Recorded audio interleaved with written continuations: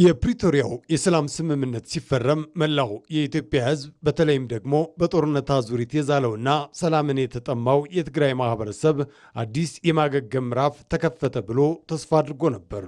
ሆኖም ግን ያ ተስፋ በሌላ ስውር ፍላጎት የተሸበበ ሆኗል። ጦርነት ዘወትር የሚሻው የህወሓት ስብስብ ስምምነቱን የተመለከተው ዘላቂ ሰላምን ለማውረድ ሳይሆን እንደ መደራደሪያና ለዳግም ጦርነት የሚዘጋጅበትን ወሳኝ የጊዜ መግዣ አድርጎ እንደነበር ከድርጊቶቹ አስቀድሞም መረዳት ይቻላል። ጦርነቱ ቀስቃሽ እነሱ ሆነው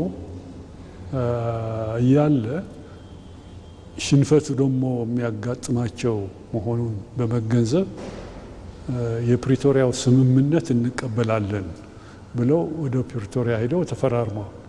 ከዛ በኋላ የሄዱበት ምክንያት ጊዜ ለመግዛት እንጂ ከልብ ሰላም ፈልገው ለመደራደር እንዳልነበረ ወዲያውኑ ነው የተገነዘብ ነው።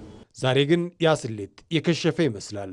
ቡድኑ የሙጥኝ ያለው ያ አደገኛ መንገድ ታይቶ በማይታወቅ መልኩ ለከባድ ዓለም አቀፋዊ ዲፕሎማሲያዊ መገለልና ውርደት ዳርጎት ታይቷል።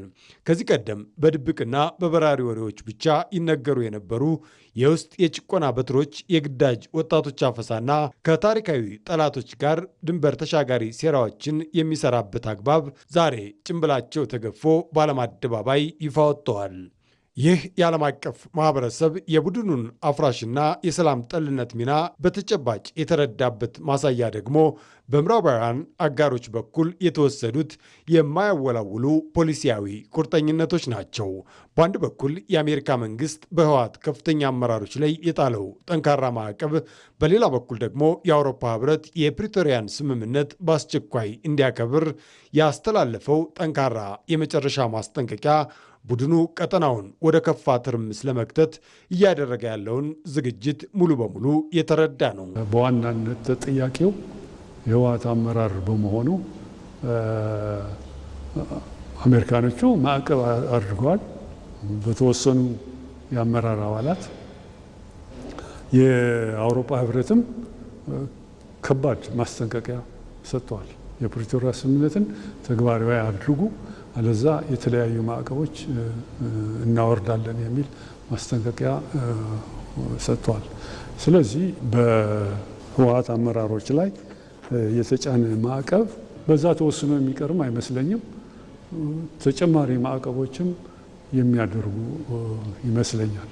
የደህንነት ምንጮች እንደሚያረጋግጡት ይህ ቡድን ስልጣን ለመጨበጥና ጠባብ ጥቅሙን ለማስከበር ካለው ግትር ምኞት የተነሳ የውጭ ኃይሎችን ፍላጎት በመሸከም በትግራይም ሆነ በጎረቤት ክልሎች ላይ አዲስ የደም አዙሪት ለመጫር እየሰራ መሆኑ በግልጽ እየታየ ነው። ህወሓት አመራር ከሻዕቢያ ጋር የሚያደርገው ያለ ቅንጅት፣ በተለይ ጽምዶ የሚባል አሊያንስ፣ አብሮ የመስራት ህብረት በትግራይ ህዝብ ላይ በቁስል ላይ እንጨት መጨመር ነው። ጽምዶ የሚለው ነገር ሲጀምር የህወሓት አመራር ራሱን ለማዳን ብቻ ነው አእምሮ ያለው፣ አእምሮ ውስጥ የተቀረጸው እንጂ ስለ ህዝቡ ምንም አይነት ደንታ ስለሌለው ነው ወደዚህ የገባው። ይሄ ደግሞ ያስከፍለዋል። አሁን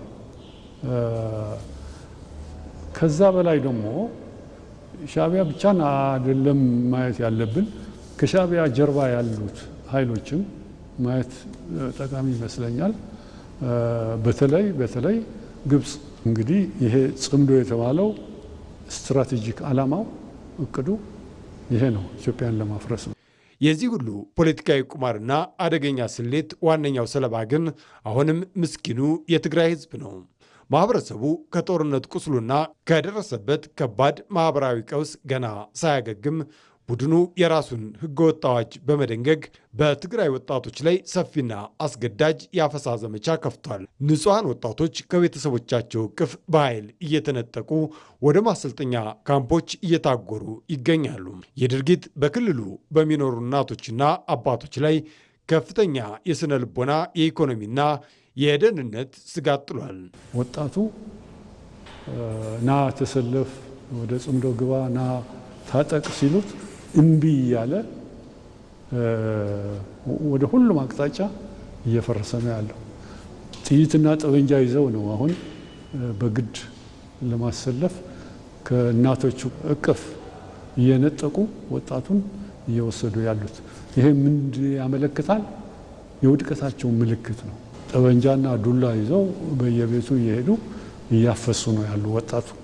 ይሄ የውድቀታቸው ምልክት ነው። ስለሆነም በዚህ ህገወጥ ቡድን ከጦርነት አዙሪት ውስጥ መውጣት ላልቻለው የትግራይ ክልል ህዝብ ደህንነት ሲባል የመንግስትና የመላው ኢትዮጵያ ህዝብ ሁለንተናዊ ድጋፍ አሁን ላይ ከመቼውም ጊዜ በላይ ወቅታዊና አስቸኳይ ጉዳይ ነው።